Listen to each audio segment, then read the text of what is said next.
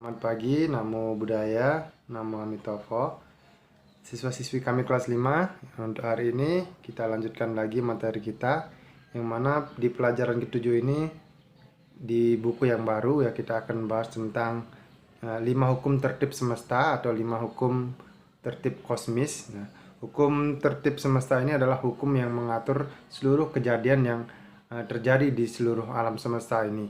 Jadi baik itu kejadian yang dialami oleh manusia maupun kejadian-kejadian alam lain yang sering kita jumpai dalam kehidupan kita sehari-hari. Kemudian hukum tertib kosmis ini adalah hukum yang ada dengan sendirinya, ya, tidak diciptakan oleh siapapun, tidak diciptakan oleh Sang Buddha, oleh para dewa ataupun sosok yang disebut sebagai Tuhan, ya. Jadi hukum tertib semesta ini ada dengan sendirinya tanpa diciptakan dan berlaku untuk selama-lamanya. Hukum tertib semesta atau hukum tertib kosmis ini ada 5 jumlahnya, ya. Pertama ada namanya Utu Niyama. Utu Niyama ini adalah hukum yang mengatur tentang musim, cuaca, ya, seperti hujan, kemudian mau mendung, panas dan sebagainya, itu diatur oleh namanya hukum Utu Niyama. Jadi setiap yang terjadi yang dengan bumi kita ini, ya, yang berhubungan dengan cuaca, berhubungan dengan musim, hujan dan sebagainya, itu diatur oleh hukum yang bernama hukum Utu Niyama. Kemudian yang kedua adalah hukum Bija Niyama. Bija Niyama ini adalah hukum yang mengatur mengenai pertumbuhan, baik itu pertumbuhan tumbuh-tumbuhan seperti yang kita jumpai di kehidupan sehari-hari ataupun pertumbuhan kita sebagai manusia. Misalnya di kehidupan sehari-hari kita menanam biji mangga, ya. Proses pertumbuhan biji mangga menjadi tunas, kemudian menjadi pohon, kemudian besar, berbuah dan sebagainya, itu diatur oleh hukum yang bernama Bija Niyama. Begitupun manusia, mulai dari di dalam perut berkembang menjadi besar menjadi bayi, kemudian menjadi manusia seperti saat ini, itu juga dihukum oleh hukum Bija Niyama, ya. Jadi jangan bingung kalau misalnya kok bisa ya nanam pepaya tumbuhnya pepaya. Itu sudah jelas karena itu sudah diatur oleh hukum Bija Niyama. Tidak mungkin kita menanamnya pepaya yang tumbuh malah mangga, ya. Jadi bibit tumbuh sesuai dengan benih yang ditanam, itu diatur oleh hukum yang bernama Bija Niyama itu sendiri, ya. Kemudian yang ketiga Karma Niyama. Karma kalau dalam bahasa sehari-hari, ya, bahasa Indonesia, itu artinya perbuatan sebenarnya. Jadi Karma Niyama adalah hukum tentang perbuatan. Perbuatan yang seperti apa, ya? Perbuatan yang kita lakukan, ya, semua perbuatan yang kita lakukan di kehidupan kita sehari-hari. Perbuatan itu ada yang baik, ada perbuatan yang tidak baik, ya. Jadi setiap kita melakukan baik itu perbuatan yang baik maupun perbuatan yang tidak baik, itu pasti ada hasilnya, ya. Jangan usah membunuh semut, nah pasti nggak ada hasilnya karena membunuh semut kan kecil, atau membunuh nyamuk pasti nggak membuahkan hasil.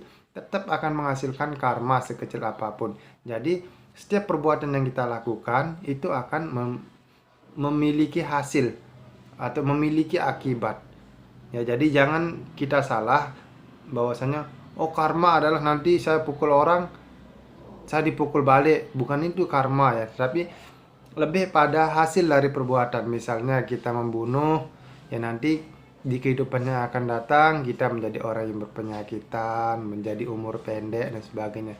Seperti itu sebenarnya bentuk dari karma.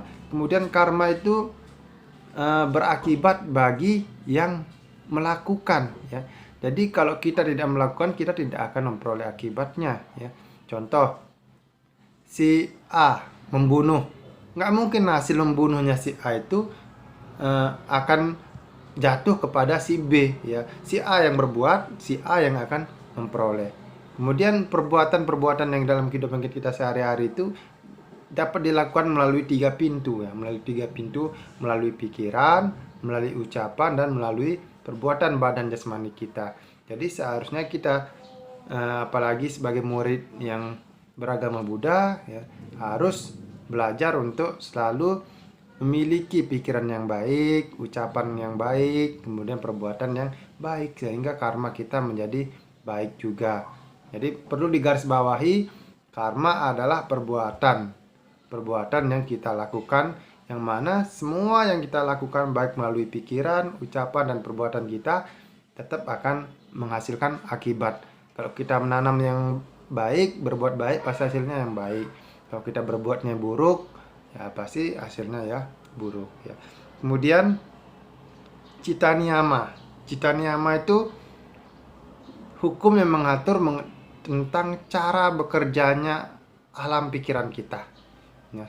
Misalnya ada orang yang bisa meramal, bisa membaca pikiran orang lain, bisa berkomunikasi, bisa ngomong sama makhluk lain dengan pikiran. Itu salah satu bentuk dari contoh bekerjanya hukum cita niyama atau kekuatan pikiran itu sendiri.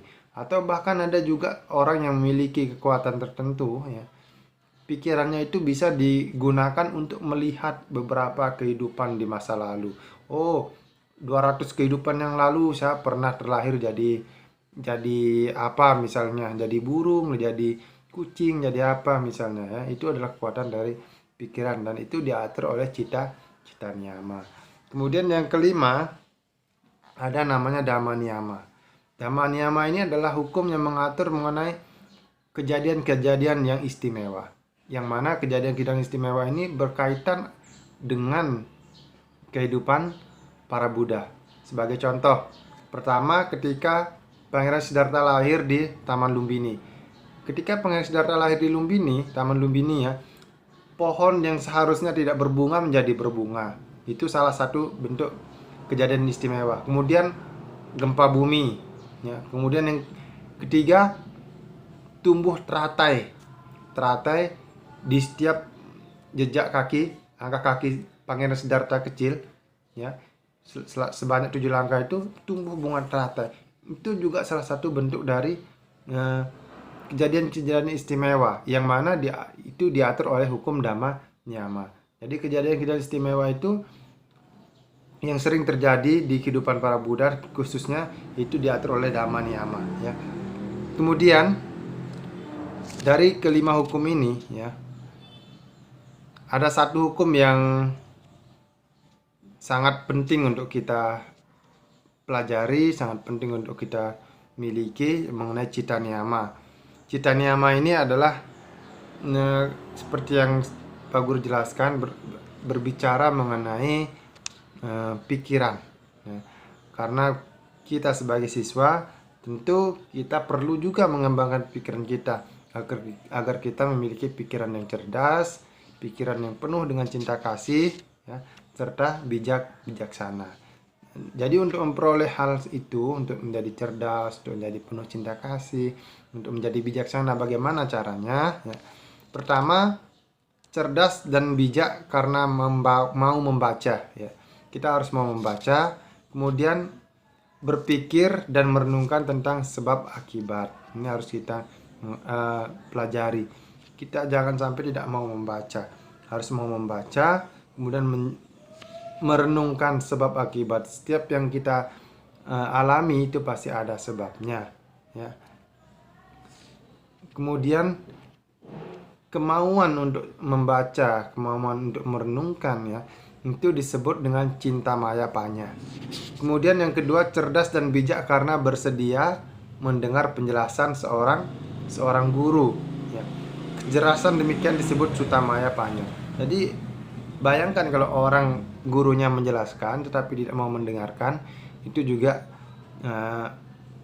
tidak akan membawa kecerdasan, tidak akan membawa kemajuan serta kebijaksanaan bagi si murid atau pendengar. Jadi kalian harus mendengarkan jika ada penjelasan yang disampaikan oleh guru atau orang lain yang ilmunya penting untuk kita pelajari. Jadi kecerdasan untuk mau mendengar, untuk bersedia mendengar penjelasan itu disebut dengan sutamaya panya ya.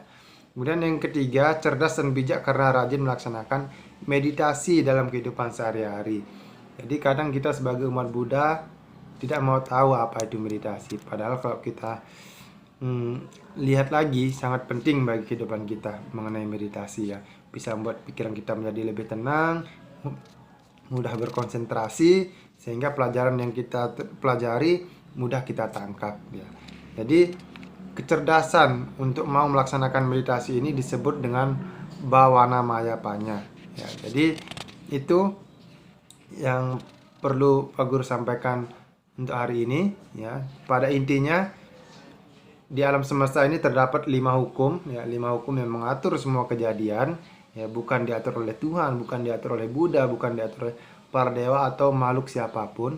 Itu diatur sendirinya oleh 5 hukum, yang mana ada Utu Niyama, ada Bija Niyama, ada Kama Niyama, ada Cita Niyama, dan ada Dhamma Niyama.